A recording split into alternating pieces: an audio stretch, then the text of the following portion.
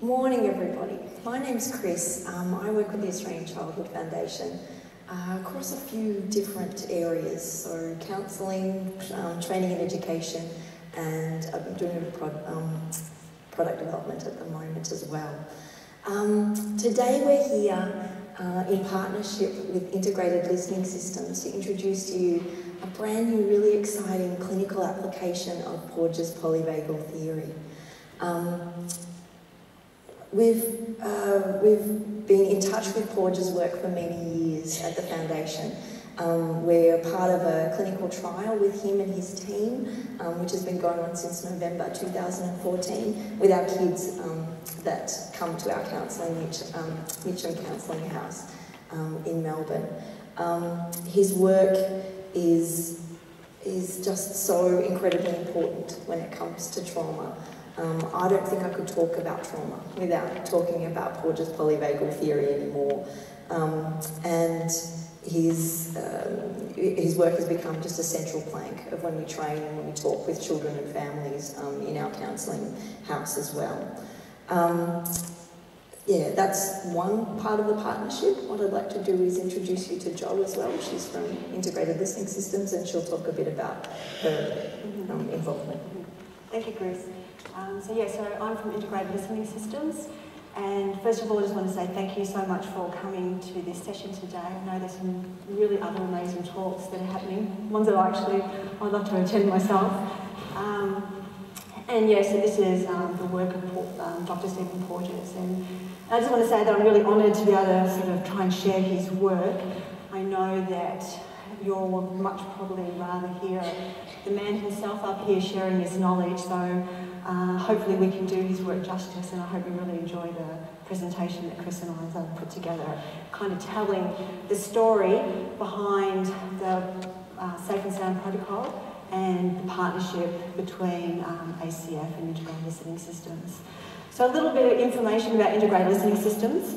They're based in Denver, Colorado, and then we have an Australian branch here in Melbourne, Australia. And ILS, for Integrated Listening Systems, provide a number of auditory-based interventions that are geared to help regulate the nervous system. So Dr. Stephen Porges partnered with ILS to make the Listening Project, which was the original version of his auditory intervention, available to clinicians, essentially taking it out of the lab and now making it available to practitioners to implement in their practice. So in May 2017, the Listening Project was renamed the Safe and Sound Protocol, which I think really aligns with the vision of ACF in talking about safety and bringing safety to children in their environment so they can thrive. And it was launched last year in the USA. So since then, close to 1,000 practitioners have completed training and started to implement the protocol within their practice. And the information that we're receiving from that is what we are embedding within our training workshop that we're offering through ACF. So what I like to do is just go through a little bit of an outline of what we're going to achieve today, so you can sort of see the journey that we're going on. So the first thing we're going to talk about, which Chris is going to present about, is an overview of the polyvagal theory, because that really does provide the theoretical premise behind the Safe and Sound Protocol. So I'm going to call the Safe and Sound Protocol SSP from now on, just so I'm not having to sort of say that mouthful each time. So then next we're going to talk and present the SSP protocol technology itself, its use, its implications, and really share with you just how easy it really is to implement in your practice. We're going to talk about 2 research studies. The first is actually a doctoral study that I'm involved in that is supported by OTR, which is the Olga Tennyson Autism Research Centre at La Trobe University. And the second is the study that Chris is going to talk about, the ACF study that they've been conducting. Then we're going to move on and talk about SSP considerations in a trauma-informed practice. And then we're going to talk about the workshop presentation that we work together in partnership. And then hopefully we'll have time for questions at the end. So, Chris. Great, thanks. I'm feeling a bit nervous, probably since I need to extend my out-breath. My little boy is 4, and he bounced in from kinder the other day. He'd had an incursion at kinder. And he bounced in the door and he said, "Mum, Mum, Mum." I said, what? And he said, "Do you know what the human body is made out of?" And I said, "Oh, what's it made out of?" And he said, "Science. That's what the human body is made out of." And I said, "Science and maybe a little bit of magic?" And he said, "No, I didn't say anything about magic, definitely science." And I think someone else that has been looking at the body through the lens of science for over 40 years is Dr. Stephen Porges. He's brought together threads from science as broad as evolution to human psychology, to social behaviour, to human physiology and mammalian and the physiology of lots of different animals.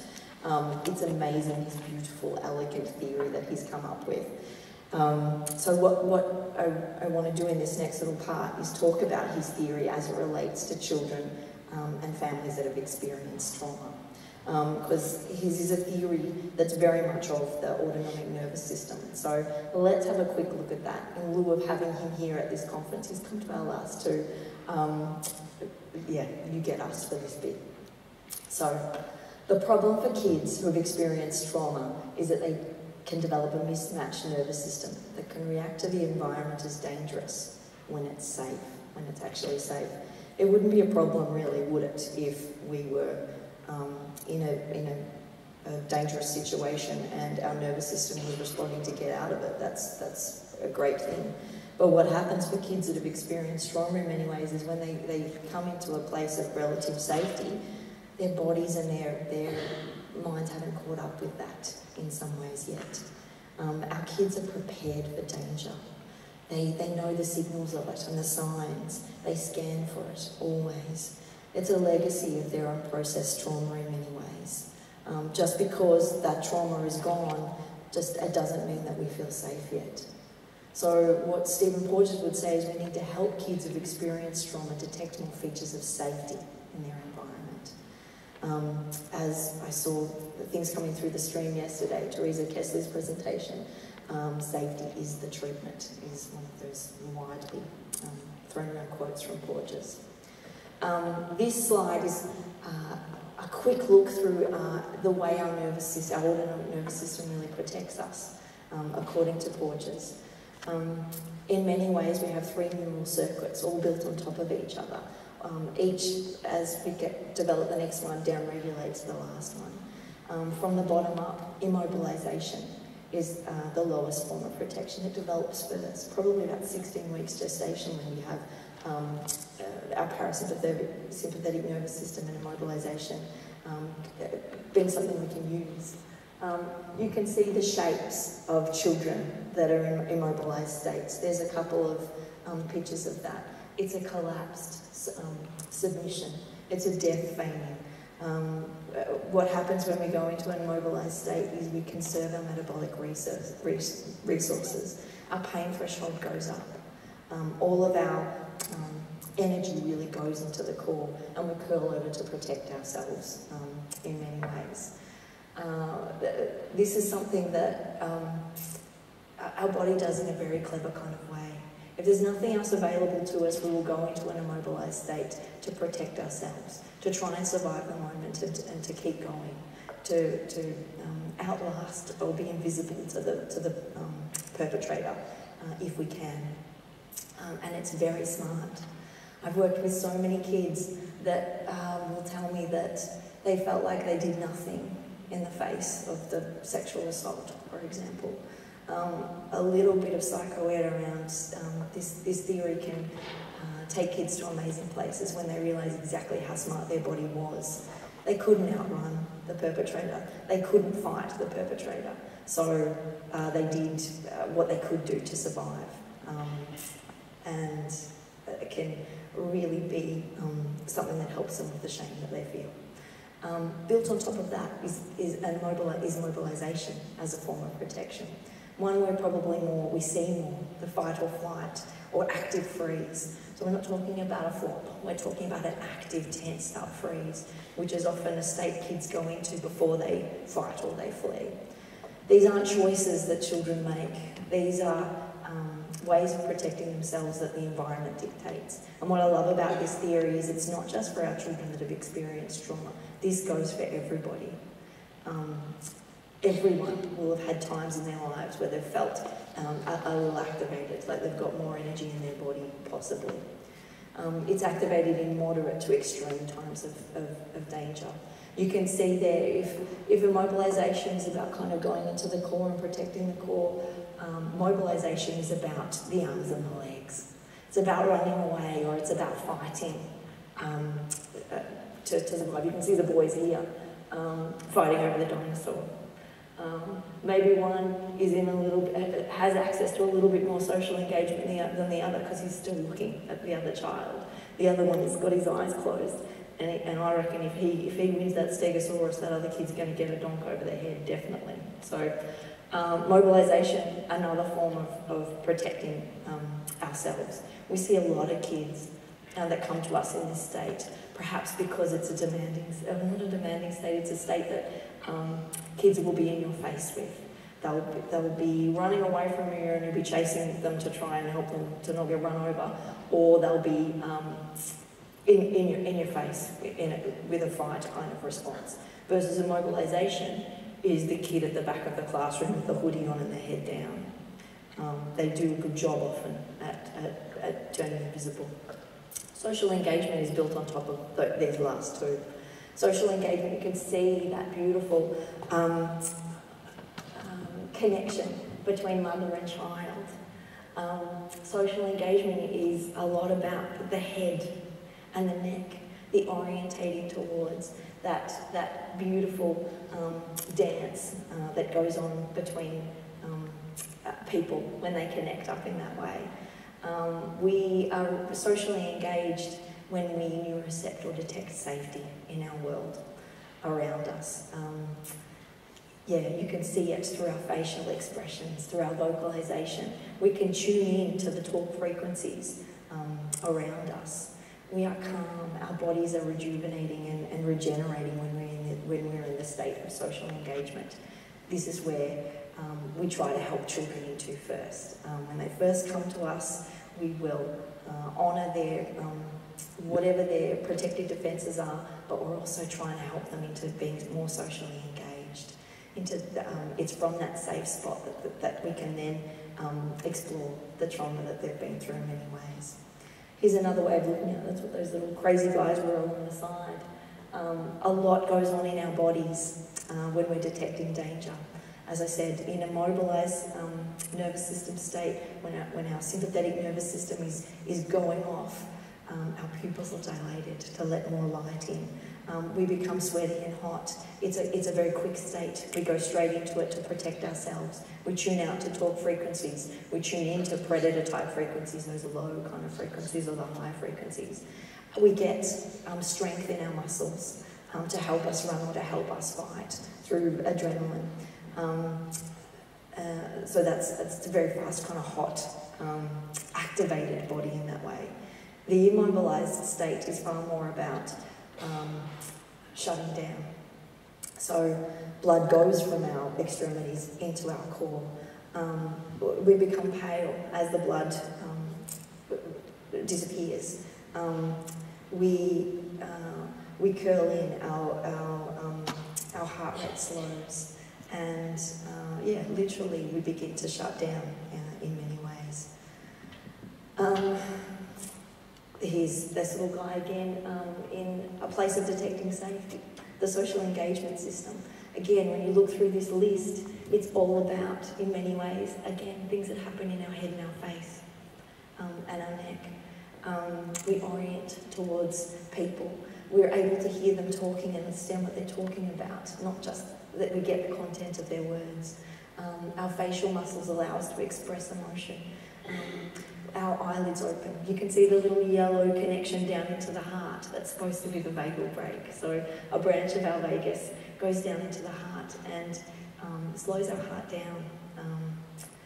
Its quick release might mean we can leap straight into mobilisation if we need to, but it slows our heart down so that we have a nice resting heart rate that allows our body to restore itself.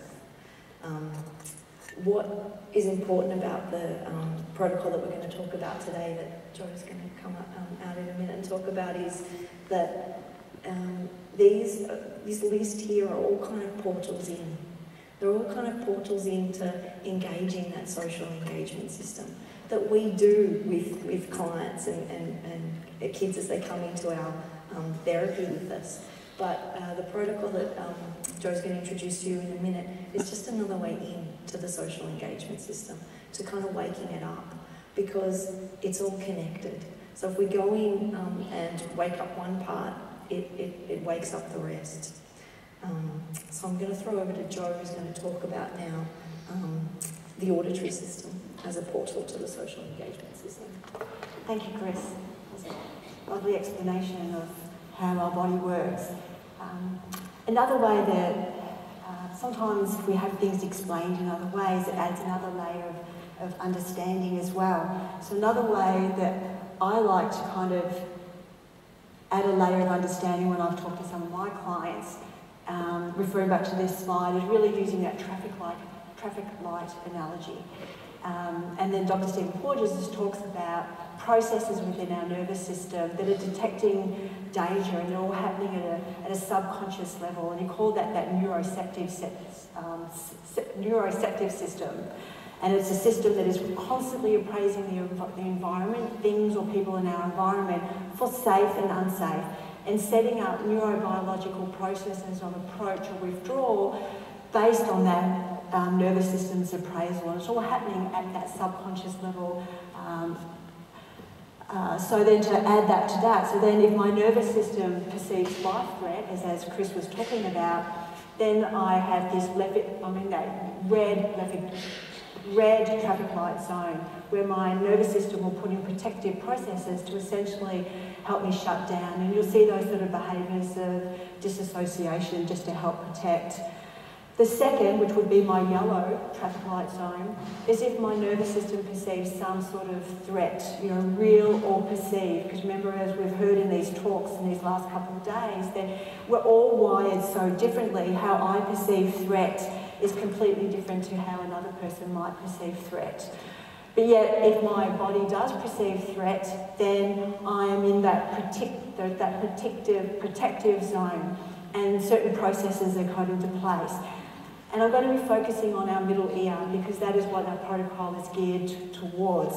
So essentially, when I'm in this sort of yellow zone, I have these little middle ear muscles which essentially go offline. And what happens is that ear now tunes into frequencies of low frequencies are more related with predator sounds, threatening sounds. Think about when I was in the savannah and there was like a lion growling. All my ear is tuning into those high frequencies, which are those alerting, those alarming. So I'm not tuning in to human voice, human engagement. My ear is constantly scanning the environment for some sort of threat. And we see this in the kids that we work with, that they pick up these odd sounds in the environment rather than really tuning into your human voice. And our human voice is what enables us to engage, to co-regulate with each other. And then our green zone, which is the zone that we ultimately want to be in, because that's when my nervous system perceives safety, and I have my vagal brain, all my social engagement system of those 5 cranial nerves are all online, and I'm calm, I'm regulated, and I can engage. So our ear, as Chris talked about, we have those other portals into our system, but our ear is an incredibly powerful portal into our nervous system to help us regulate and social engage. So just to orientate ourselves a little bit to this picture, we can see the ear that captures sounds from the environment and relays in that to our eardrum or our tympanic membrane. And in behind that membrane is the smallest bones in the body. Those are your ossicle chains. They're absolutely fascinating because the way they are positioned from a whole physics perspective actually amplify sound. And within that middle ear chamber are these little muscles, these middle ear muscles that essentially stabilise that ossicle chain to help dampen sound. And that middle ear component then relays that information into our vestibular cochlear apparatus. If you're into neurology and science, if you follow those neural pathways from the ear and the vestibular system, they directly go into those subcortical areas of the brain. Those subcortical areas that are related to help regulate our physiology, our autonomic nervous system. That if you read a lot of Porges' work, lays the platform for our psychology, for our behaviour, for our engagement. But some other little tips about a system that you may not have heard as much about is our vestibular system. So that essentially processes our relationship to gravity. It lets us know where we are in space, where our head is in space. And it is connected to all the muscles in our body to keep our head upright, but let us control our postural muscles and our balance. And we know that a lot of clients we work with don't necessarily have a good relationship of self to gravity. And that's a lot of what that psychomotor therapy really talks about, helping getting more body awareness, which helps regulate our nervous system. And we know that the vestibular system is also another powerful system to get into regulate, because we see kids who will rock, and we'll use rocking as a measure to help calm and regulate the nervous system too. So when you think about it, it kind of makes sense that we have, from an evolutionary perspective, an auditory and a vestibular motor system so tightly wired together for our survival. So to add another layer of understanding of the importance of the ear as a portal, I don't know if I actually have a clicker to point to anything. I don't know if anyone can help me out. I don't know if I've actually got a pointer, but so I'll just do my best. So we've got sound waves that come in. Sound is essentially displaced air molecules in the environment, and how that hits our tympanic membrane or our eardrum and vibrates is how that sends that information into the inner ear. So you'll see in that middle section, that's our middle ear section with those bones and those two little middle ear muscles that I was telling you about. They have an incredibly important job. Their job is to tense, to dampen loud sounds. Almost like, you know, when there's a bright light and our pupils will constrict to protect us from that bright light. That is the function of those middle ear muscles, that when there's a loud sound, they tense, they put tension on that tympanic membrane to dampen those loud sounds. And I'm sure all of you work with many children who complain of auditory hypersensitivities. And when I've got auditory hypersensitivities, that sets me up to stay in that yellow zone of always being hypervigilant for that loud sound that might cause, you know, stress and trauma as well. But these middle ear muscles also have that important function of tensing to dampen out background noise, so I can extract human voice from background noise, because human voice is what gives me the information about communication and engaging with others. And what we see is that when, and I talked about when we're in that yellow zone, that these middle ear muscles essentially go offline and aren't doing their job. And this is what this functional component that Porges really researched and devised the Safe and Sound protocol to impact these middle ear muscles. So this is another great diagram to help kind of explain how our ear works in extracting human voice. So we can see in this upper picture that we have that acoustic stimuli coming in, and acoustic stimulation basically is sound waves. And low frequency waves are big waves, and then the frequencies within human voice are smaller waves. So we can see in this top diagram as that acoustic stimulation comes in, and we have an inactive middle ear muscle, and that sound is essentially amplified as it goes into the inner ear for processing. And then all those frequencies, those small frequencies of human speech and language essentially get washed over. A great analogy is when you think about ocean. The ocean waves, you have the small ripples, and then you have the big crashing waves. So as those big crashing waves come on in and crash over the ripples, it's not that those ripples aren't there anymore, it's just they're washed over and you can't perceive them. So this is not talking about hearing loss, it's talking about a perception. And then we see in the bottom diagram, when I've got an active stapedius muscle, those middle ear muscles doing their job of putting tension on that tympanic membrane, that as that acoustic stimuli comes in, those low frequencies are actually dampened down, and now my auditory system is actually able to pull out human voice. Human voice that has all that rich information about the emotions, about, am I angry, do I love you, my sarcasm, or any sort of emotion, which children, if those ears aren't working, they're missing all that emotional messages that comes with that information. So this leads us to the Safe and Sound protocol, because it is directly impacting those middle ear muscles. And this was an intervention that the Porges developed based on his polyvagal theory and all the information I've just shared. So this is a research-based therapy showing significant results in emotional regulation, social engagement, decreasing auditory sensitivities, increasing auditory processing and the ability to filter out background noise to extract human voice. And associated with that, he measured decrease in anxiety, that he measured vagal input to the heart and showed that that was improved, which helps with what we see with decreased anxiety, inattention, and we saw spontaneous social engagement emerge with this shift in the nervous system.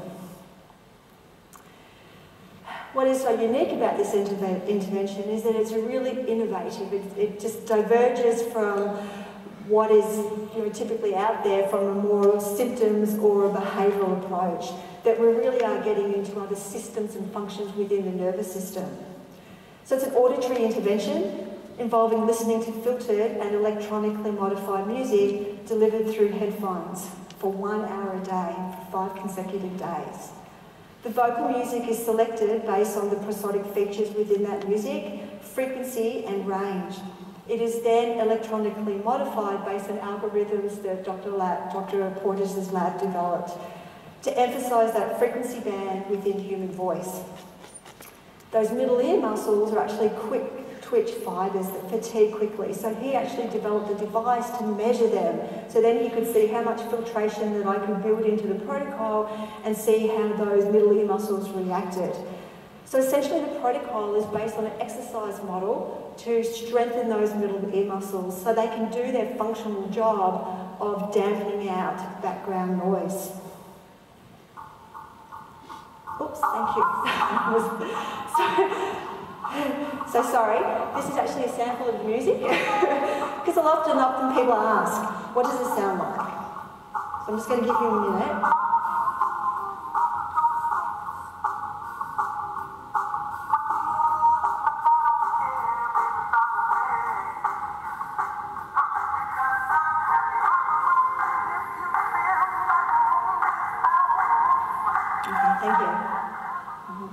So you can see that the filtered music, it's not odd and distracting, that actually sounds like the music how it's supposed to, but it is modified in some sort of component. So essentially for the child's version of the protocol, that it tends to be more sort of Disney music just because of all the emotion and the inflection that we find within those pieces of music. And because it is because those muscles are quick twitch muscles, essentially the protocol is developed in a progressive manner. So you actually have more filtration as we move through the 5-day protocol. Day 3 tends to be where we have the most filtration within it. So the pieces of music don't play in their entirety. They actually have smaller sections that are pulled out within that.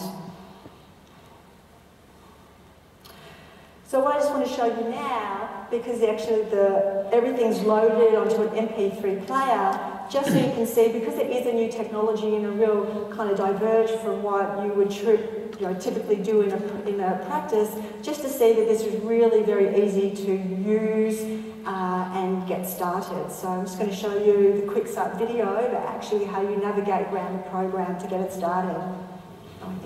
Thank you for renting this ILS product by Dr. Stephen Porges. This short video will guide you through navigation of the Sony Walkman player. To start, let's set up your system. First, connect the headphones to the player by inserting the 3.5mm jack into the bottom of the device. Next, press and hold the power/option button. When the player is on, press the back button until you see 6 icons. This is the home screen. Use the direction buttons to navigate to the playlist icon. Choose the appropriate program and press play/pause to select. The music will begin playing right away. Press pause if you need time for setup. The volume of the music should be set each day. The music has been programmed to not exceed 70 decibels for the safety of the listener. So before each session, use the daily volume test track to select a level comfortable for the client. Go back to the playlist screen to access the daily volume test track. Set the volume while listening to the daily volume test track. The volume control is on the right edge of the player. The volume should not be adjusted again, even during points when the music will seem very soft. Once you set a comfortable volume, you are ready to begin. Each day's hour-long session has one playlist with two 30-minute parts. You should complete both parts, A and B, on the same day, but if a break is necessary, the optimal time is between the A and B parts. If you don't take a break, Part B will begin right after Part A. If you need to pause the music, use the center button. There is a play/pause icon in the top left corner of the screen that will indicate which mode you are in. There is a convenient screen lock feature on this device. To activate it, slide the small switch on the right edge of the device to hold. This will prevent the user from ending or switching the current session. To turn the player off, first pause the music, the pause icon will appear, then press and hold the power/option button until power off appears. Your player is now off. If you forget to turn the player off, it will go into a hold mode to conserve the battery. One full charge should last for the 5-day intervention.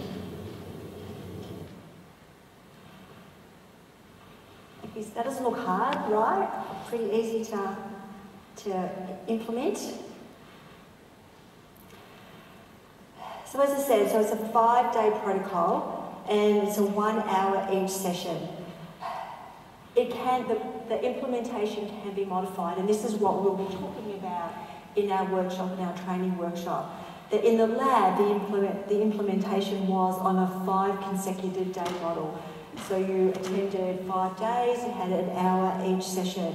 But now since it's been released and available and integrated into a clinical practice, we're getting feedback about different ways therapists have actually implemented it and still getting really good results.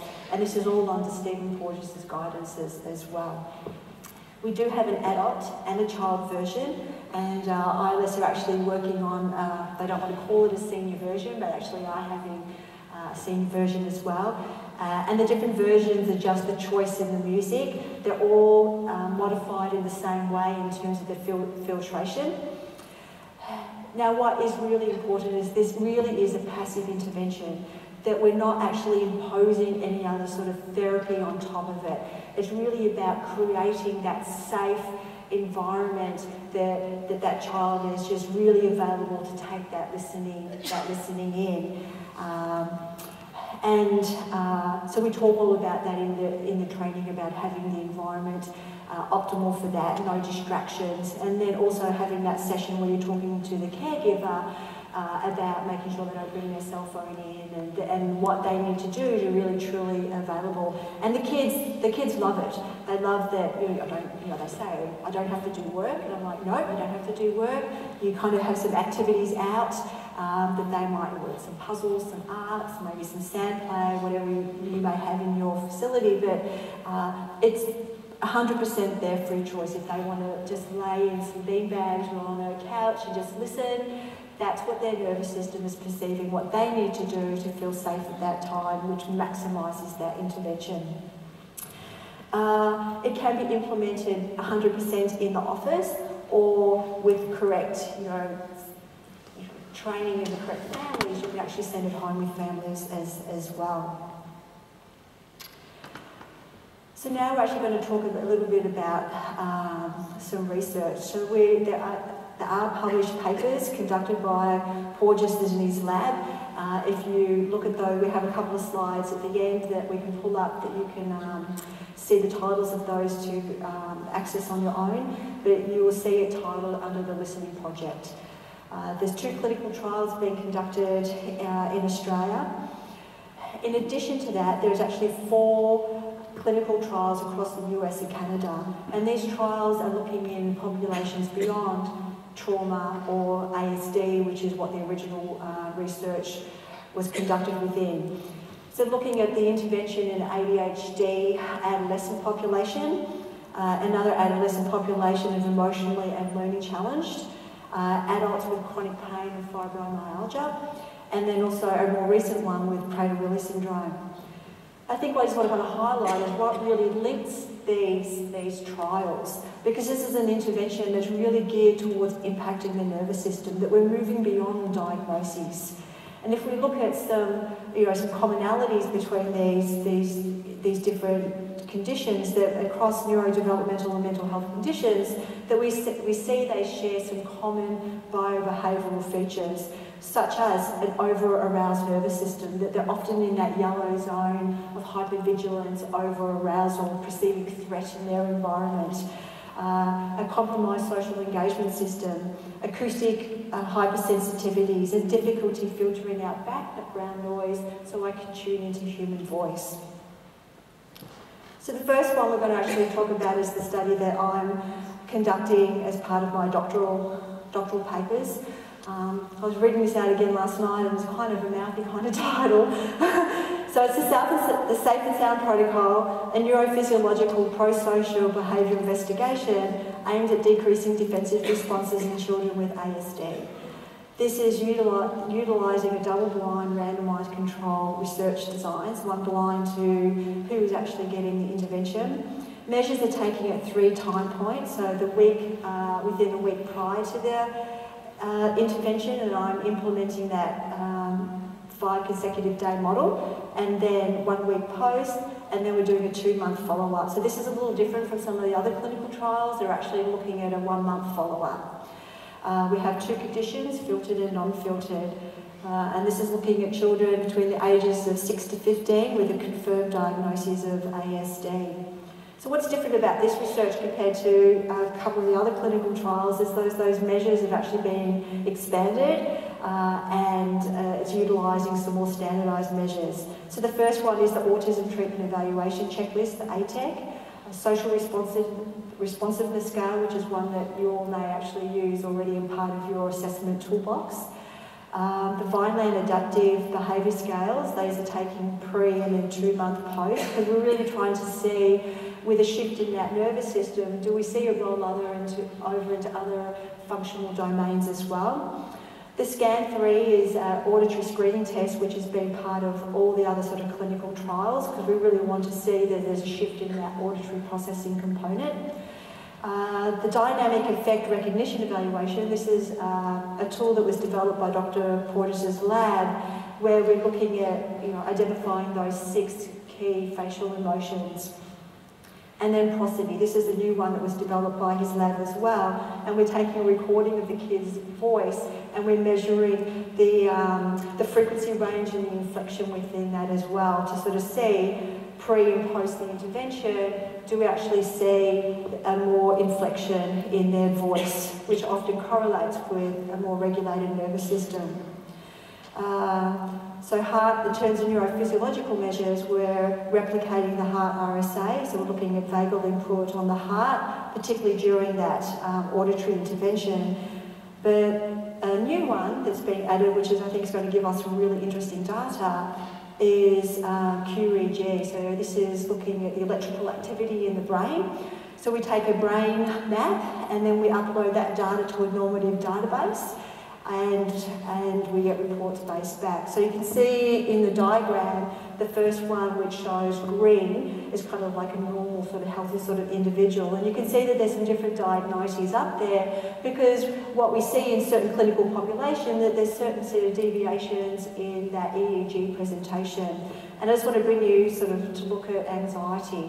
So what we see in anxiety, which we see through children with trauma, ASD, other populations, that we see an atypical frontal activation pattern. And Alan Shaw talked this morning about that sort of right brain, left brain, and that the impacts of not having that early attachment ability really impacted the activity in that right brain. So we are actually looking within this study of the asymmetry between the right and the left brain, and we're looking to see post-intervention how that actually, do we see a shift in that which correlates with a shift in that vagal brake on the heart, as well. The other thing we're going to be looking at in EG is connectivity, and how the different areas of the brain are kind of talking to each other. And what we see in high anxiety, that there's certain parts of the brain that over-talk to each other, which correlates with a lot of that hypervigilance, very restricted kind of behaviour patterns that we see. So this data is certainly going to give us some very interesting information, in addition to what we already have about the intervention. So essentially the study's objectives is to help expand our understanding of the SSP protocol in terms of that interplay between neurophysiology and behaviour in regards to emotional regulation and social engagement. So a bit of a study update. We started running participants in March of this year, and we've run 26 so far, and the goal is for 70 participants. So we are actually actively recruiting. So if you have other people you know or colleagues that you work with, family members that may meet that criteria, please have them get in contact with me. We actually do have an information table about the SSP as part of the ACF store, so feel free to come over and I can give you some contact information about that as well. So in terms of, because this is an active and it's a blinded study, I can't really sort of present any preliminary sort of data, but certainly can share some of the feedback parents have given. So this is from one parent. For the first time, I've actually felt like we've had moments of a normal life, as A is tuned into us and others more. He has been more present in our lives. And another parent said, I feel he is more calmer and definitely more relaxed enough to share eye contact and remember new names of people. Another parent said that he was more calm, less reactive, more flexible, not as rigid as having things his way only. And then finally, this other parent said, we have been really happy with the results we have seen in B. He's happier, more relaxed, and that has made his day so much better for him. His aide, his full-time aide at school, has reported that he's had the best week ever. Thank you. And then finally, I just want to sort of share a little bit about some of my observations. And I'm just going to share the first one so Chris has enough time to talk about hers. But the first one was, he was a 15-year-old young man with ASD and ADHD. His ADHD actually seemed more significant than his ASD. So during testing, he was just so impulsive that he was like having to touch the computer like constantly. You could see him not wanting to, but he would just kind of reach out and touch, and then he'd reach across and grab my testing papers, and then you'd stand up and he would move away, and then he'd come back, and his body was really busy, and he'd be looking at the window and looking around the room. He was just constantly had this internal kind of distraction and external sort of distraction as well. So then we started the protocol. The first day, I had lots of different activities out for him, and he just, engaged with one for about 5 minutes, moved to another, and didn't really sort of stay with anything long. And I was like exhausted, trying to just kind of keep him sort of, things to sort of do, because he'd look at me like I'm sort of bored. But then as we progressed through the protocol, by day 3, there he was just lying on the couch, totally just rested. And his aide's like, I've never seen him not move. This is just amazing. And again, by the end of the protocol, he was just more calm, more centered. And his parents were saying he was just more flexible. He was just more go with the flow at home. He actually sat and had dinner with them. That there was a big shift in that arousal and that engagement sort of component. So with that, I'm going to let Chris tell a little bit about her research. Thanks, Joanne. Yeah, so the listening project, which is just a forerunner to the Safe and Sound protocol, basically. We've been part of this clinical trial with Porges' team since November 2014, as I said. We're not blind to our groups. We have an intervention group, and there's also a control group. Measures are taken at 3 points for kids. So 1 point, then they do the intervention, another point a week after, and then another point a month down the track. They get that same filtered music an hour a day for 5 consecutive days if they're in the intervention group. The same kind of Disney music as we showed you before, the filtered music. The assessment measures that we're using, the same as Joe, the Scan 3 auditory processing assessment, where kids are exposed to kind of filtered words as well as two competing words, and we look at change over time with those. The middle ear sound absorption system, which is just like a little thing that sits in their ears, makes a sound, and we measure how the middle ear reads that in some ways. And there's questionnaires completed by the parent or carer that basically are about the children's social engagement system and their auditory hypersensitivity. We also are collecting information about heart rate, especially looking at heart rate variability. What we're wanting is less variability between heartbeats. So far, we're just over halfway. So we've been doing this trial with 35 kids at the moment, and we're shooting for 60 participants. So we're getting there. These are very preliminary results, but they're kind of exciting. So we wanted to show these to you today. Basically, the ones that are going up like that, they represent one particular group, and that is a group that the parents or the carers have noticed increased social engagement in their children, if the questionnaires are to go by, that is. So they've noticed that, and what goes along with that is also better results with the scan auditory processing testing. So this is great. This suggests that better auditory functioning from participating in the intervention is related to increased social behaviour, which is quite exciting. In looking at some of the qualitative data that's come back so far, we get some lovely quotes, a bit like Joe. His behaviour is becoming a lot more stable as well as his moods, and the school has noticed a huge change throughout the day. He'll now indicate and face me when we talk, and he doesn't always look through me, even when emotional. So some lovely quotes. We looked a little bit more closely as well, because this is just one population that, as in kids that have experienced trauma, that the Safe and Sound protocol can be used with. So at the foundation in our counselling role, we're trying to think about how we might use this protocol with our kids and our families, and things that we might need to consider around this population. A question that seems to be coming up for us is, well, what might it be like for a parent or a carer to be available to a child who is more ready to express his or her feelings? Because as they step into social engagement, they might want to talk about their feelings more. These are some of the quotes that are coming up 1 month post. Now he tends to express his feelings verbally, he tends to express his anger more. So potentially, instead of going off into a mobilised state, able to stay in social engagement, but needs to talk about feelings more, which is a great thing. But what we would ask is someone ready to hold him in that, and to listen to those feelings, and to help him with that anger that he's feeling. Now she wants to be heard and show her feelings. She's using her words more often, and she's trying to tell me that she's angry or upset. So similar kind of themes kept coming through in this qualitative data. Another layer on top of that is, what might it be like for a parent or a carer, who has unprocessed trauma, to hear and to be with a child that's seeking social engagement with them more. She's gained strength in what she has to say. She's telling me more about the thoughts and things that happen during the day.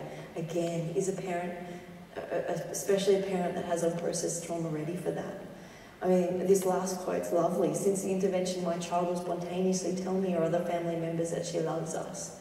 But what might that feel like for a mum, say, that their child rocks up to access with a mum, and their child says that to the mum, and the mum is suddenly struck with incredible amounts of shame because this child cannot live with her at the moment. She's in foster care, for example. And this mum then recoils rather than goes towards the child. And anybody that's ever said, taken themselves into that point of vulnerability to say, I love you to someone else, only wants to hear one thing back. And that's, I love you too. So what happens if mum isn't ready for that, can't do that yet?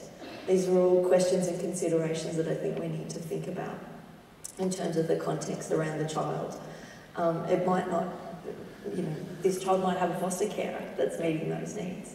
Another permanent carer was saying that the child that went through our protocol was having conversations with her deep conversations with her that she'd never had before, saying things like, I wish my brothers were real brothers. And the permanent carer said, they are your real brothers. And she said, no, I wish that they were my brothers when I was little and growing up.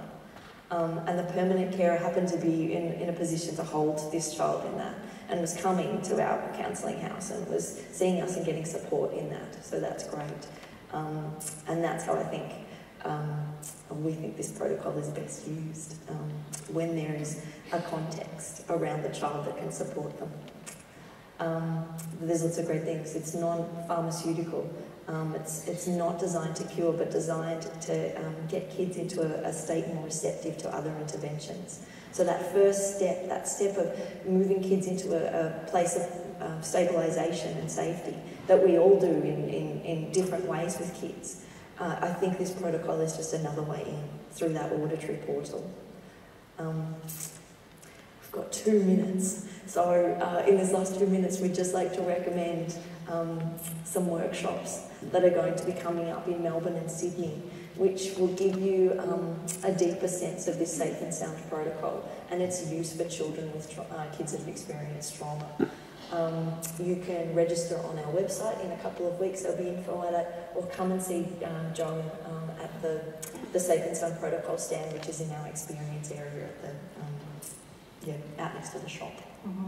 I think what's nice about to come to the workshop is that we can really explore how you really support beyond, a shift in that nervous system, what other, as Chris was talking about, all those other sort of systems that need to sort of help support that child now that shift has been there, and we need to reach out and to engage more as well. And then during the workshop is when we also talk about other ways we need to kind of tweak the intervention as well to make it really work in your practice, and then there's other kind of clinical observations as well. Thank you so much for coming and listening today.